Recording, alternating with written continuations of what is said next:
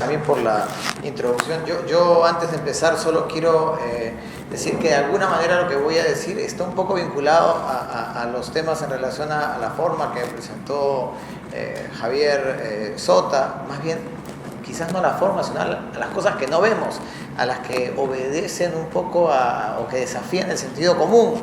Que tiene que ver justamente con la física de partículas, pero creo que también es importante pensar que esto, cómo vemos esto desde el campo del arte. Como decía Marve hace un momento, lo interesante en el campo del arte, y voy a tratar de presentarlo aquí, son esas múltiples interpretaciones que nos permite el arte.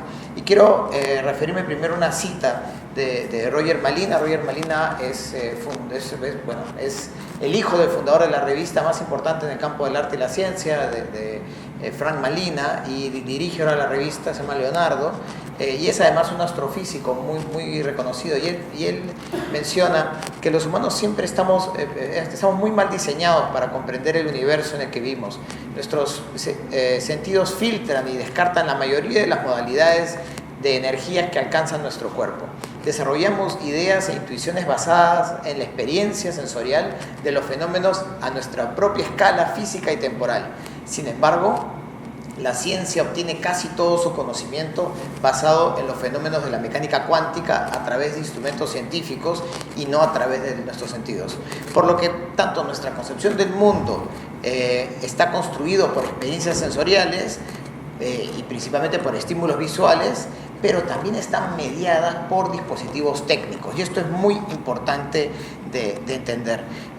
Nuestra percepción visual definitivamente es bastante limitada, es rudimentaria. El ojo humano no solo es limitado en cuanto al rango de frecuencia, sino también a la luminosidad, la duración, la variación, la velocidad y otros tipos de radiaciones que no podemos detectar, ¿no? Los insectos, por ejemplo, ¿no? En el caso de una mosca o en el caso de una libélula, ¿no? Tienen ojos hemisféricos compuestos y formados por clústeres de células alargadas que se llaman omatidios, ¿no? Y cada omatidio funciona casi como un ojo independiente, ¿no? Estos seres vivos, así como los fenómenos naturales a nuestro alrededor, han iluminado y han inspirado el desarrollo de artefactos, de formas nuevas de experimentar más allá de la observación humana, ¿no? Los primeros estudios y experimentos desarrollados con este fin fueron producidos justamente por gente que estaban interesados no solamente en lo concreto, sino también en lo abstracto. Es por eso que hablamos del arte y la ciencia. Y es más, investigadores, artistas especulan y desarrollan experimentos o objetos, artefactos imposibles, como este artista húngaro, Tamás Alicsky, que desarrolló esta cámara que graba en una hoja de película en gran formato y en la que compilan muchas pequeñas vistas, ¿no? Muy similar justamente a los ojos de la libélula o de la mosca, inspirado más en ese tipo de morfología que en la morfología humana, ¿no? Estos instrumentos que inauguran la observación por la técnica no son recientes. Tienen una larga data, ¿no? El matemático árabe Ibn al-Haytham en el año 1021 construyó la primera cámara oscura que fue predecesora de muchos de las cámaras fotográficas que conocemos el día de hoy. Y su libro, el libro de óptica, fue una de las primeras contribuciones en la ciencia experimental y fue admirado por Galileo, por Leonardo, por Descartes y por Newton, ¿no? Es así, de alguna manera, como las imágenes, desde la astronomía hasta la microscopía, empezaron a ser producidas por dispositivos de medición y visualización que han informado buena parte de la forma en que observamos y describimos las cosas y que han aportado a evidencias y a descubrimientos. Pero la fotografía se convirtió en un método para detectar partículas que revelan aquella presencia espectral aludida por Newton. Sin embargo, en la década del 60, las fotografías generadas, por ejemplo, por cámaras de burbujas o bubble chambers, también detectaron los caminos seguidos por las partículas cargadas eléctricamente.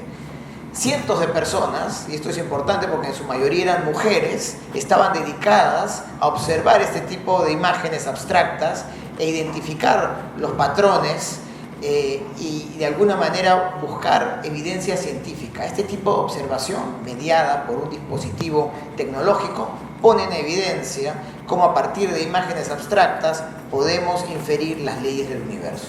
Muchas de las condiciones físicas del universo están dadas no a partir de la observación directa, lo que aparentemente resulta difícil, sino a partir del estudio de las fascinantes interacciones de la materia, ¿no? Y en las últimas décadas se ha generado un cambio radical, ¿no? Hemos pasado del análisis de fotografía a la detección de datos. Hemos reemplazado la imagen por los datos, ¿no? Aquí vemos el acelerador de partículas, el que se ubica en el CERN, es el laboratorio de física de partículas más grande del mundo, y este es el experimento más grande en el mundo. Se disponen aquí, este experimento consiste en un anillo de 27 kilómetros de diámetro que se ubica a 100 metros de profundidad en un territorio entre el lago de Ginebra y las montañas de Jura, y permiten acelerar partículas mediante el aumento de energía. Pero el CERN no es solamente conocido por el acelerador.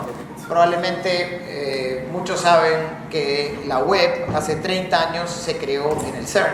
De hecho, esto tiene que ver mucho con lo que genera el CERN, que son datos. Y es que la creación de partículas a partir de su descomposición es registrada por estos detectores que transforman la energía y las trazas que dejan las partículas en señales eléctricas, creando una historia digital de cada evento que le llaman colisión, ¿no? Y los datos realmente son increíbles, y este es un poco la constitución de los datos. Ese es el lugar donde el servidor donde se guardan estos datos, que es el conjunto de servidores más grande en el mundo en el campo de la ciencia, ¿no?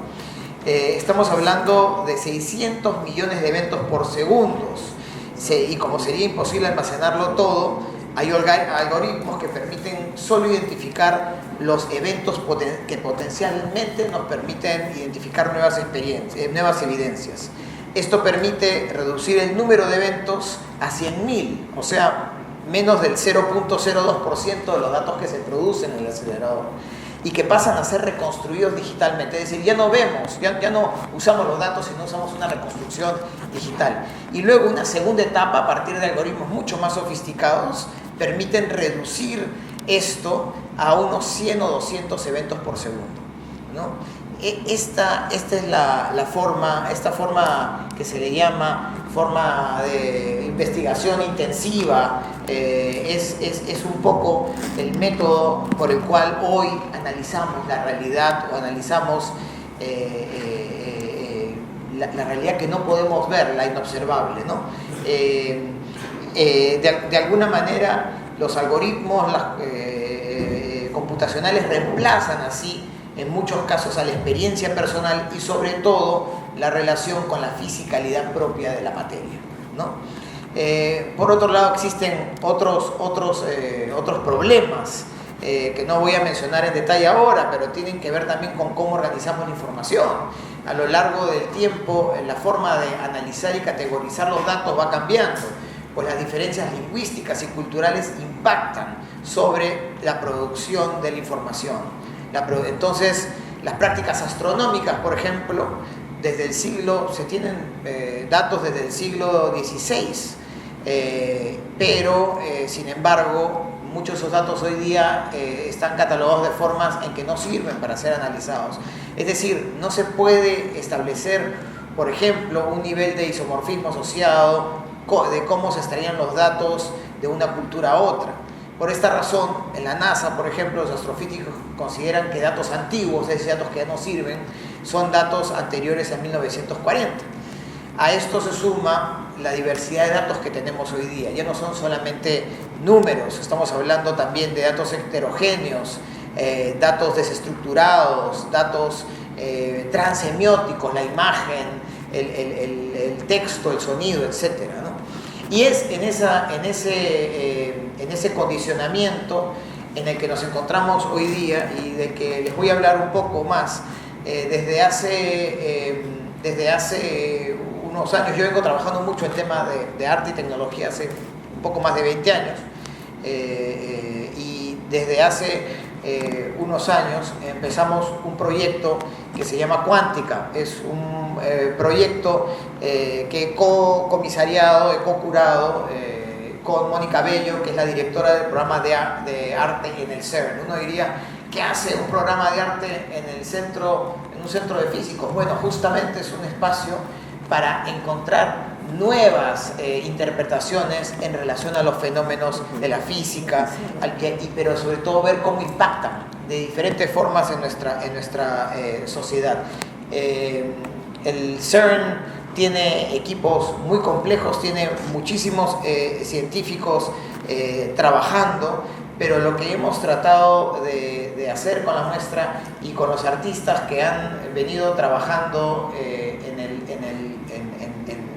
el CERN es explorar los límites del conocimiento humano y las formas en que hoy los estudiamos y producimos, y cómo a partir de estas conversaciones y puentes que tejemos entre el arte y la ciencia buscamos o podemos encontrar una reflexión sobre la ciencia fundamental, sobre la física de partículas, sobre sus experimentos y sobre principios, pero sobre todo los efectos que tienen sobre nuestros sistemas cognitivos, sobre nuestros sistemas culturales y sociales, que confirman que su impacto va más allá de lo que podríamos llamar la ciencia como tal, ¿no?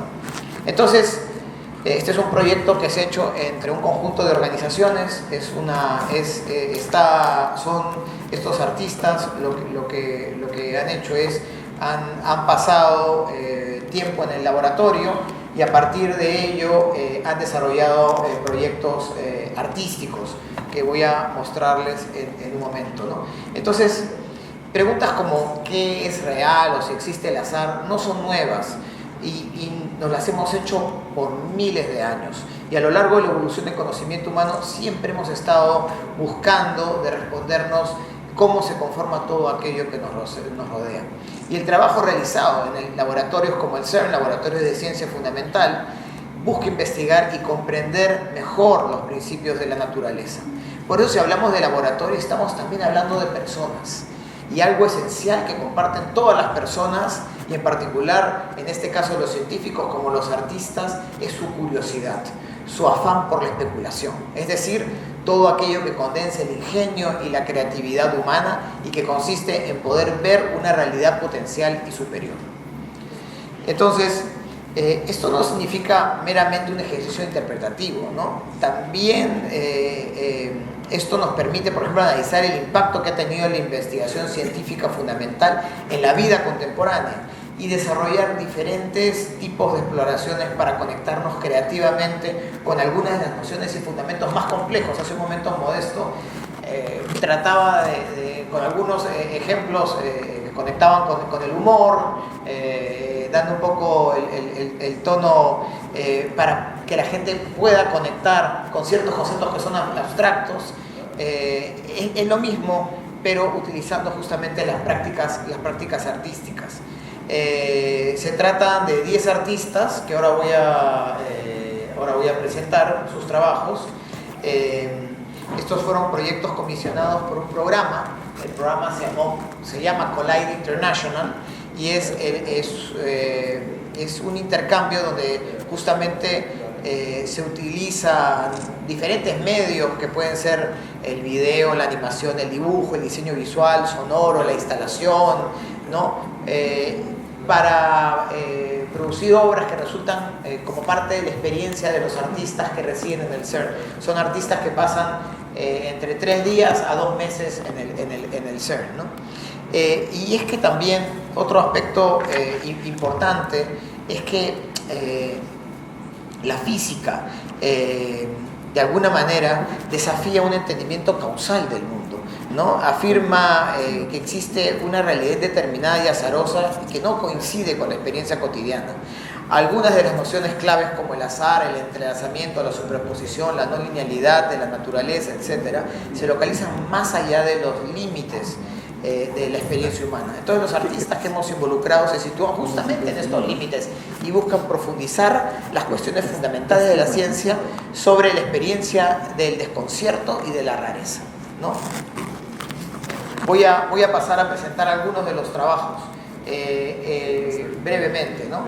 Esto es un video, es una película que ha hecho Semiconductor. Semiconductor es un grupo de artistas ingleses, ¿no? Y ellos lo que hacen es explorar los fundamentos filosóficos de la ciencia y el estado actual de la discusión de la ciencia, y lo hacen a través de una observación formal de una película, como el caso de esta que se llama The View from Nowhere, y que hace una observación etnográfica de las prácticas técnicas y lenguajes desarrollados por los científicos en el CERN.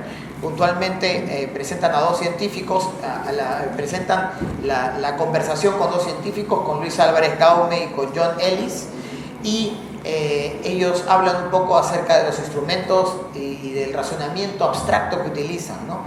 De alguna manera la obra lo que busca es representar esa rica cultura que existe, que se da en el laboratorio, y las ideas e intuiciones sobre las que se construye la ciencia, ¿no? Otro trabajo es el de Juan Cortés. Juan Cortés produjo una obra también especialmente para esta muestra que se llama Superlunar, y lo que trata de hacer Juan con este trabajo, aquí voy a poner un video mientras menciono esto, es explorar el papel de la materia oscura en el trabajo de Vera Rubin.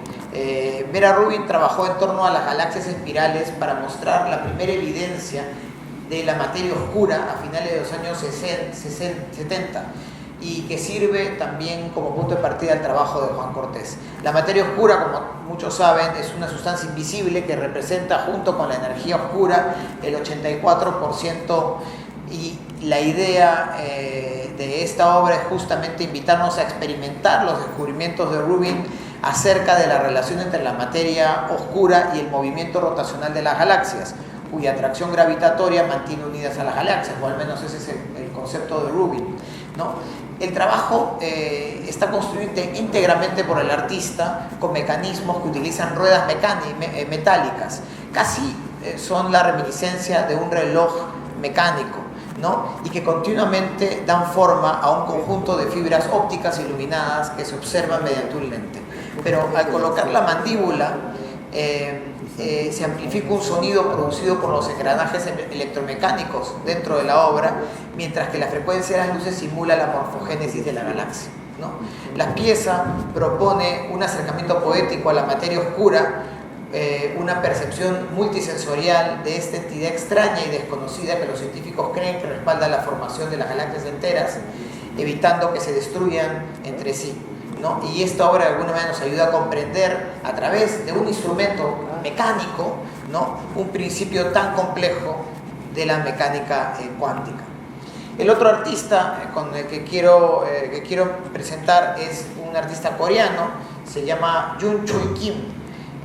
Jung Chul Kim explora muchísimo el trabajo y el potencial que tiene el arte a partir de las propiedades de los materiales. Él trabaja mucho con nanomateriales, con materiales, digamos que de alguna manera retan también nuestra experiencia directa con la realidad.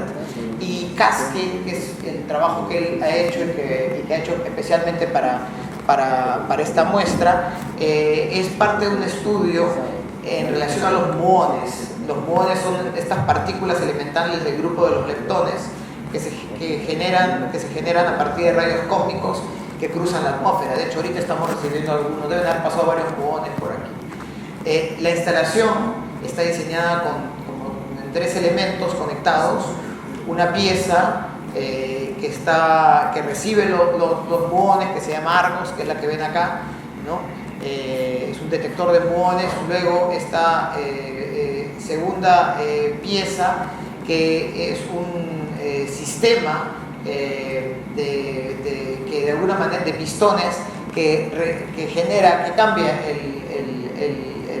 la detección eléctrica del muón en movimientos mecánicos, y a partir de ahí un fluido pasa por una serie de nanotubos que se presentan en esta tercera parte de la instalación, que es una pieza formada por un tubo transparente de 18 metros de longitud, ¿no?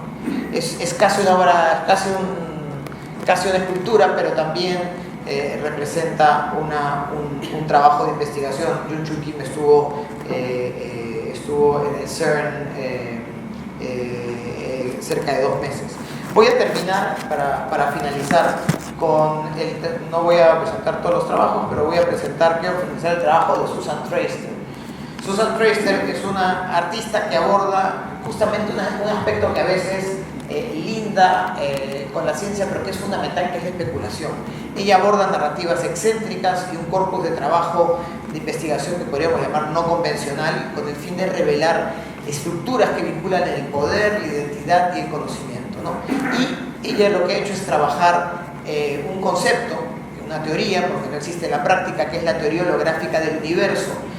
Y lo que ha hecho es investigar el principio holográfico del universo y plantear que nuestro universo, mediante un vasto, que de alguna manera el principio holográfico del universo plantea que nuestro universo es un vasto y un complejo holograma. Entonces lo que formula es una tesis en la que, más allá de los contextos imperativos, trata de relacionar el arte con estos contextos. Y lo que hizo ella, que ha venido trabajando mucho las relaciones entre sociedad, historia de la tecnología y poder, es entrevistar a científicos para que cada uno de los científicos les explique qué es para ellos esta teoría holográfica del universo. Como esa teoría no hay experimentos prácticos, cada uno tiene una idea muy diferente. Y primero les explicaba verbalmente, se dio cuenta que era muy abstracto, luego les pidió que lo dibujen y luego finalmente lo hizo con acuarelas. Y es muy interesante porque el trabajo de ella finalmente es la presentación de cómo los científicos ven una teoría científica que no tiene aún, o no va, o, digamos, al ser teórica no tiene una base experimental, ¿no?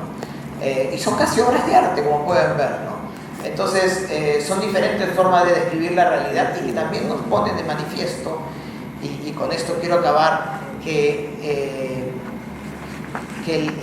no hay una única forma de entender la realidad, que a partir de los objetos, de las tecnologías, de los mecanismos, enfrentamos formas de ver la realidad, y nuestra realidad está mediada justamente por los artefactos tecnológicos. Y justamente lo que nos permite los artistas es, de esa investigación acotada que hacen los científicos, ampliarlo y llevarlo a una discusión amplia en la sociedad.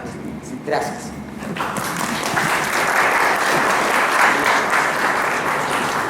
Muchas gracias, José Carlos.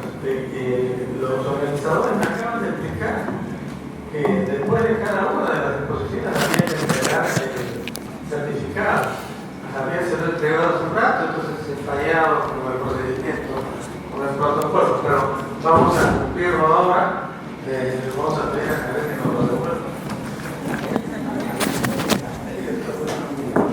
Bueno, entonces entregar el certificado de este 27 encuentros científicos que comenzamos de verano a José Carlos María Tiegui, que toma su felicitaciones.